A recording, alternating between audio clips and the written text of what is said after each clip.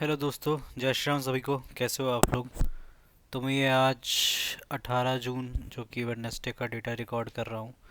आज मार्केट मोटा मोटा फ्लैट रहा है, मतलब 40 पॉइंट गिरा है, 0.17%, मतलब थोड़ा सा गिरा है। फ्लैट ही कहोगे इसे।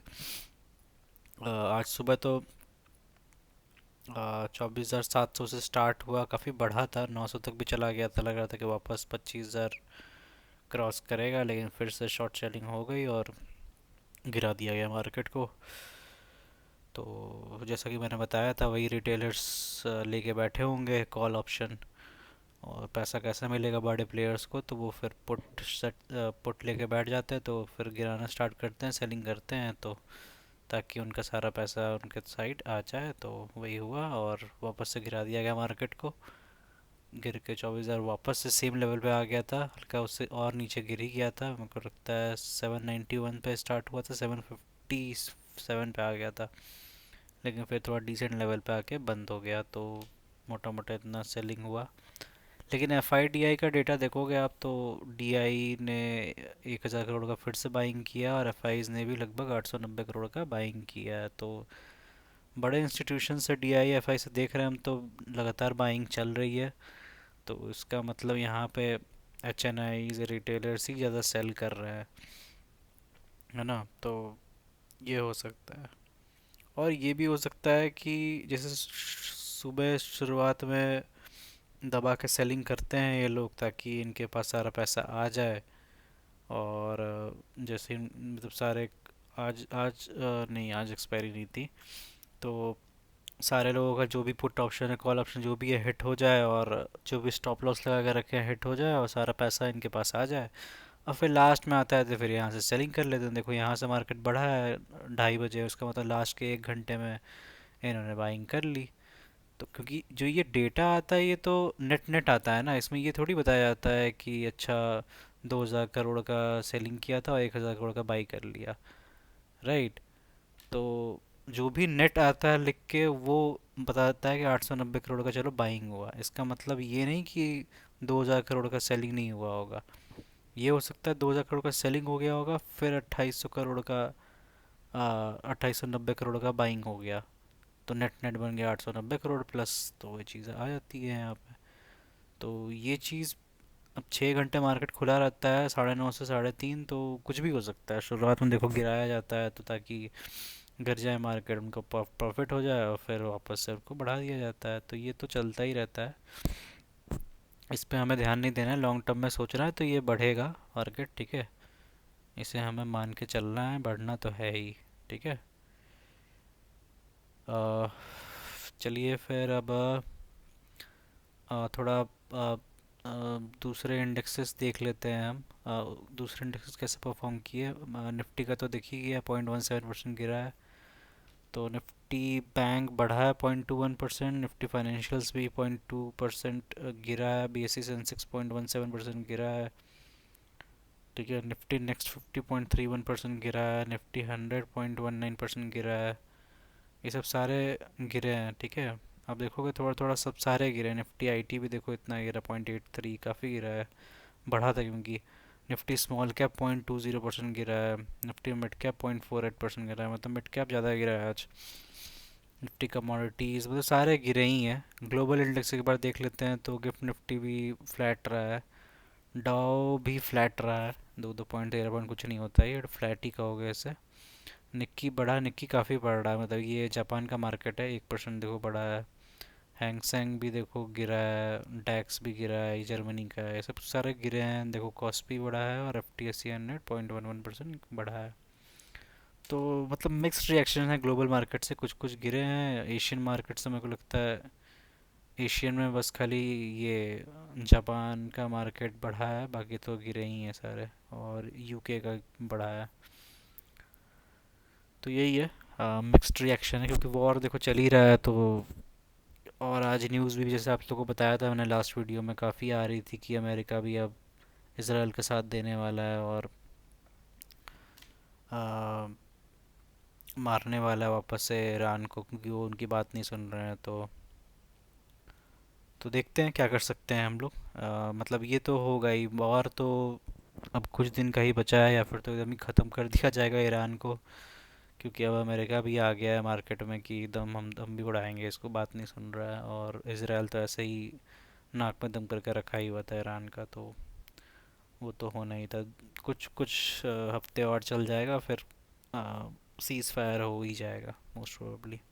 हो तो अभी ही जाना चाहिए, ट्रम्प ने इसको इतना धमकी दे दी कि भाई बंद करो, सीज़ फायर करो, वरना हम भी तुम्हारा अगेंस्ट हो जाएंगे, लेकिन सुन ही नहीं रहा है इनके सुप्रीम लीडर। तो दिक्कत तो होगी। खैर छोड़ो, क्या ही करना है। चलिए अब मैं आप लोग को दिखा लेता हूँ जिसका आप लोग को इंतज़ार रहता है, म्यूचुअल फंड्स का, मेरे पोर्टफोलियो का। तो 7,30,000 लगाए थे, 8,90,000 हो गया करंट वैल्यू। लगभग 1,500 का नुकसान हुआ है मेरा आज। जितना निफ्टी 50 गिरा है उतना ये भी गिरा है। आई थिंक इसमें पराग पारिक नहीं अपडेटेड होता है अभी तक। जब मैं वीडियो रात में बना रहा हूँ तभी अपडेटेड नहीं हुआ है। 17 जून का ही है देखो अभी। ज़्यादातर 18 जून का बेसिकली अपडेट होना चाहिए था यहाँ पे, लेकिन नहीं हुआ है। बट ठीक है, कोई बात नहीं। आप मान के चलो पराग पारिक भी थोड़ा तो गिरा ही होगा। 500 रुपये जो भी है, तो आप इसको मान सकते हो 2,000 रुपये का नुकसान हो गया होगा, और क्या। तो कोई नहीं। 19.18 का एक्सेलर चल रहा है। टोटल रिटर्न 1,60,000 बन गया है 22% के रिटर्न के साथ। डे चेंजेस की बात कर लें तो मोतीलाल स्मॉल कैप ने फ़ायदा दिया है, बल्कि 0.03% बढ़ के। मोतीलाल मिड कैप 0.05% गिरा ही है, 14 रुपये का नुकसान।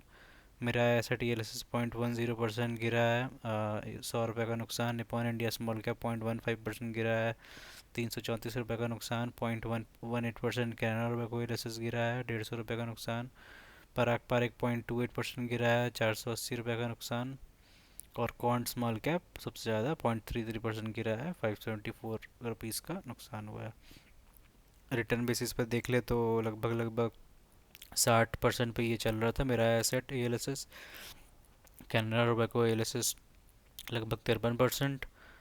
पराग पारिक लगभग 35% का रिटर्न दे रखा है। कॉन्ट स्मॉल कैप लगभग 12.25% का रिटर्न दे रखा है। निपॉन इंडिया स्मॉल कैप 11.5% का रिटर्न दे रखा है। मोतीलाल स्मॉल कैप 5.5% का रिटर्न दे रखा है। मोतीलाल मिड कैप 1% का रिटर्न दे रखा है। कैपिटल वाइज बात करें तो निपॉन इंडिया सबसे ज़्यादा 1,95,000 लगाया है मैंने इसमें, 2,16,000 हो गया है। पराग पारिक में 1,28,000 लगाए थे, 1,72 हो गया है। Can't small cap 1 lakh 1.5 lakh लगाए थे, 1,70 हो गया है। मेरा एसेट ELSS में 70,000 लगाए थे, 1,11,000 हो गया है। मोतीलाल स्मॉल कैप में 1 लाख रुपए लगाए थे, 1,05,000 हो गया है। कैनरा रुपये को ELSS में 55,000 लगाए थे, 84,000 हो गया है। मोतीलाल मिड कैप में 27,500 लगाए थे, 27,800 रुपये का नोशनल गेन हुआ है टोटल। ठीक है। पोर्टफोलियो एनालिसिस थोड़ा देख लेते हैं। तो पिछले 6 मंथ में काफ़ी इधर उधर आपको हलचल दिखी है। 1 महीने का आप देखोगे तो काफ़ी इधर उधर। 1,50,000 था, फिर बढ़ते बढ़ते थोड़ा और बढ़ा, 1,70,000 पहुंचा, वापस से गिर के फिर से 1,60,000 के पास आ गया है, फिर 1,59,000 आ गया। तो इतना अभी अभी नाच रहा है थोड़ा। अभी जब तक मार्केट थोड़ा 25,300 400 के लेवल पे स्टेबल नहीं होगा तब तक थोड़ा और रिटर्न इसमें अभी नहीं बनेगा। मतलब इतने ही लेवल पर रहेगा, तब अच्छा खासा 2 लाख फिर रिटर्न पार हो जाएगा मेरा। तो ये जो मैं 7,30,000 लगाया हूँ ना, मैं यहाँ जो 8,90 है इसको मैं देखना चाहता हूँ 10 लाख पार करे। 10 लाख पार करने के लिए कम से कम मार्केट को 25,500 600 के लेवल पे पहुँचना पड़ेगा, तभी ये मेरे को उतना रिटर्न देगा। देखते हैं, चलिए आपके सामने है। मैं हर दिन वीडियो डाल रहा हूँ, आपको दिखेगा ये पूरी जर्नी। आप मेरे कोई भी वीडियो देख सकते हो, मैं हर दिन जब मार्केट खुला रहता है वीडियो डालता हूँ, तो आप देख सकते हो। चलिए अब IND मनी का पोर्टफोलियो देख लेते हैं। तो पहले म्यूचुअल फंड्स का देख लेते हैं। तो वही जैसा आप लोग को दिखाया था, अ, उस बेसिस पे 0.06% ही थोड़ा गिरा है। मतलब मोटा मोटा ये भी फ्लैट रहा है। 5% का रिटर्न है। 6,000 लगाया था, 300 रुपये का रिटर्न चल रहा है। बंधन स्मॉल कैप जिसमें सबसे ज़्यादा 6.2% का रिटर्न दे रहा है। टाटा स्मॉल कैप 5.77% का। SBI स्मॉल कैप 3.41% का। ये चीज़ है। और US स्टॉक्स की बात कर लें तो आज थोड़ा सा मार्केट जो आप देखे थे हल्का सा फ्लैट ही कहोगे, हल्का सा गिरा था, तो वही हल्का सा यहाँ भी 0.05% का पोर्टफोलियो में मेरे को दिखा है। लगभग $2 का आज नुकसान हुआ है। $3,390 मैंने लगाए थे, $4,116 हो गए हैं। एप्पल पौने लगभग 5% के नेगेटिव में है। अमेज़ॉन 31.5% के पॉजिटिव में। माइक्रोसॉफ्ट 20% के पॉजिटिव में। एनवीडिया 40.5% के पॉजिटिव में।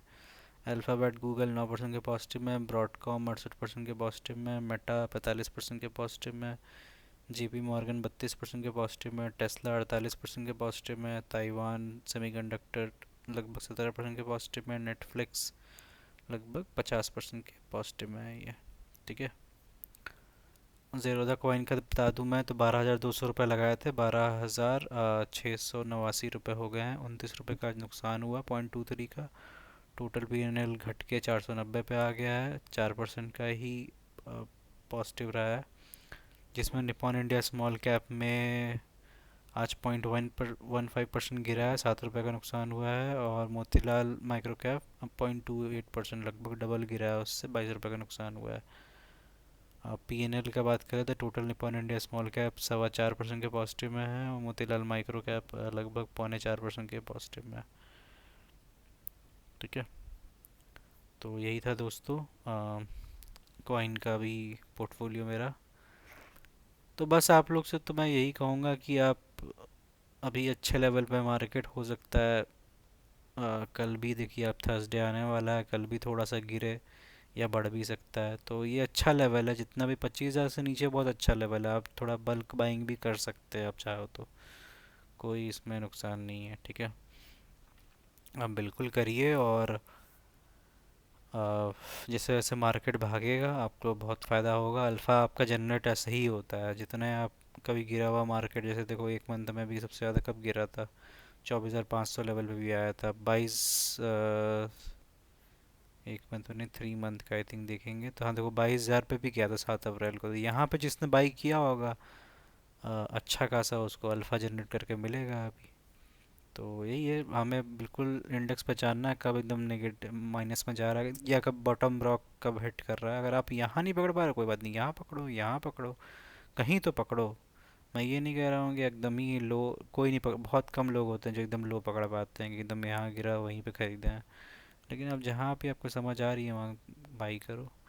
और क्या, कुछ नहीं समझ आ रहा, इंडेक्स फंड उठा लो, कोई भी इंडेक्स फंड उठा लो, निफ्टी 50 का कोई भी इंडेक्स फंड है।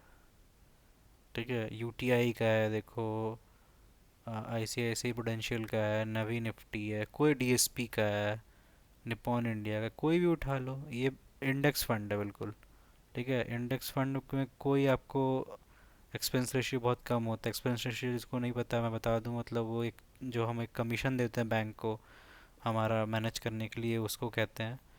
तो इसका एक्सपेंस रेशियो कहाँ है, ये देखो 0.19%। मतलब अगर आप ₹100 लगा रहे हो तो आपको 19 पैसा म्यूचुअल फंड्स के फंड मैनेजर को देना है। तो क्या चाहते हो भाई, इतने कम में आपको इतना मार्केट। और वो क्या करता है, फंड मैनेजर को कुछ काम भी नहीं है, वो बस जो भी इंडेक्स चल रहा है उसको कॉपी करता है। तो बस यही करना है। देखो एग्जिट लोड भी नील है, मतलब कल को आप आज पैसा लगा रहे 1 महीने बाद विड्रॉ कर रहे हो तो भी कोई एक्स्ट्रा चार्ज नहीं लगेगा। एक्टिव फंड्स में इसमें चार्ज बढ़ जाता है, 1% 2% का हो जाता है। मतलब 2%, अगर आप 1 साल के अंदर बेचोगे उसको तो 2% का आपको पेनल्टी लगेगा, वो एग्जिट लोड हो जाता है। स्टैम्प ड्यूटी तो चलो ये तो अक्रॉस सब कॉमन ही है। बाकी टैक्स इम्प्लीकेशन है कि जितना भी फ़ायदा हुआ अगर शॉर्ट टर्म में 1 साल के अंदर कम किए तो 20% का लगता है, और 1 साल के बाद बेचोगे तो 12.5% का लगेगा। ठीक है, कोई भी इंडेक्स फंड उठा लो, अगर आपको कुछ नहीं समझ आ रहा कुछ भी डालो, 1,000 2 रुपये जो भी डाल सकते हो डालो, वो चीज़ तो फ़ायदा तो होगा ही, है ना। तो यही था दोस्तों। बाकी आप लोग को कोई भी डाउट हो कुछ भी हो आप कमेंट कर सकते हैं, कमेंट में मैं आप लोग का आंसर करूँगा।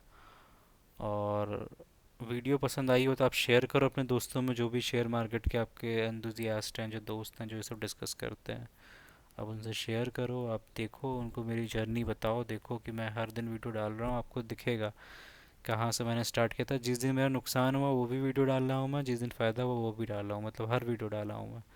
ऐसा नहीं बैठ के बस ये खाली प्रॉफिट प्रॉफिट ही दिखाता हूँ। जब जब मेरे को नुकसान हुआ है आपको वो भी दिखेगा।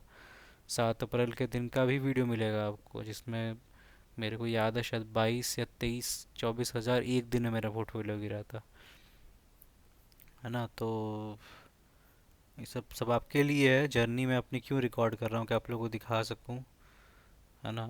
ये देखो, अगर 6 महीने का देखें 7 अप्रैल का, ये देखो 7 अप्रैल को कितना गिरा था।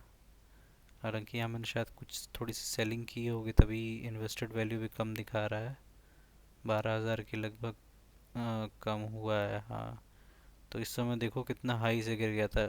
लगभग 90 हज़ार प्रॉफिट में था मैं, गिर के देखो 50 हज़ार आ गया था। मतलब 40 हज़ार का नुकसान हो गया था एक से 2 दिन में। तो ये सब देखो, आप उस दिन की वीडियो देखना। मैं आप पोर्टफोलियो डाला हूँ 7 अप्रैल का, किस तरह से नुकसान हुआ था। तो मैं हर दिन वीडियो डालता हूँ यूट्यूब पे बैठ के। लोग पॉडकास्ट में डालते रहते हैं कि 1 करोड़ कमा लिया, 2 करोड़ कमा लिया। मैं बिल्कुल रियलिस्टिक होकर आप लोगों को ये सब दिखा रहा हूँ कि भाई 1 करोड़ 2 करोड़ हर दिन कोई नहीं कमाता है। नुकसान होते हैं तो फ़ायदे भी होते हैं, धीरे धीरे ऐसे आपका पैसा बढ़ता है। ये देखो आज से जब स्टार्ट खत्म 6 महीने का है, देख लो। या देखो कितने टाइम तक, मतलब मैं 1 साल 21 अप्रैल 2022 से स्टार्ट किया हूँ। यहाँ तक तो मैं पॉजिटिव ही में नहीं था। यहाँ देखो, यहाँ तक तो नेगेटिव में ही था। मतलब 1 साल के बाद भी, अप्रैल से लेके मार्च के 23 में, तब तक मैं नेगेटिव में ही हूँ। तब यहाँ हल्का हल्का हल्का पॉजिटिव बनना, 20 हज़ार 10 हज़ार प्रॉफिट हुआ ना, स्टार्ट हुआ है।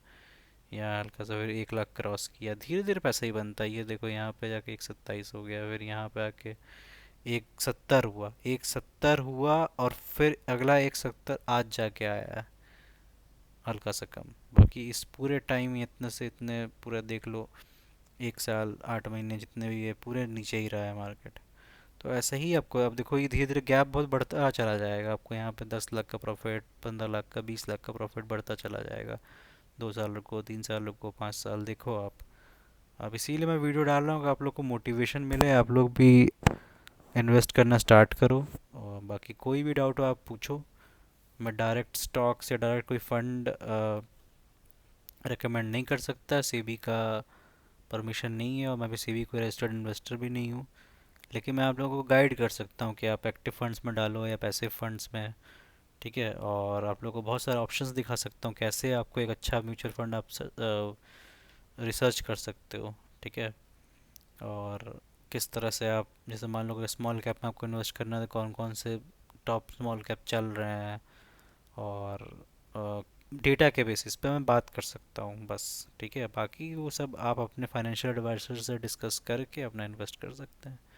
ठीक है? और स्टॉक्स तो कोई रेकमेंड करना ही नहीं चाहिए, बिल्कुल से भी के अगेंस्ट है। तो स्टॉक्स तो मैं कभी बोलता भी नहीं हूँ। तो है ना? तो बाकी अगर आप लोग बोलोगे, इस तरह का वीडियो मैं डाल लूँगा कैसे एक अच्छे स्टॉक्स को पिक किया जाता है, क्या क्या हम देख सकते हैं, आरओई क्या होता है, आरओसी क्या होता है, मार्केट कैप कैसे समझते हैं, और किस बेसिस पे हम देखते हैं कि कौन सा स्टॉक अच्छा परफॉर्म करेगा। तो एक उसके पीछे के एनालिसिस में समझा सकता हूँ, लेकिन लास्ट में आपका डिसीजन रहता रहेगा। है ना? उस बेसिस पे ही आप अपना डिसीजन लेंगे। ठीक है? तो चलिए दोस्तों, ये थोड़ा वीडियो लंबी हो गई थी। आप लोग मेरी पुरानी वीडियोस भी देखिए, थोड़ा शेयर करिए। नया यूट्यूबर हूँ, थोड़ा ऐसे ही अप्रिशिएशन मिलेगा। और कीप सपोर्टिंग मी। है ना? Thanks for watching. बाकी मिलते हैं नेक्स्ट वीडियो में कल। तब तक के लिए गुड बाय, थैंक यू।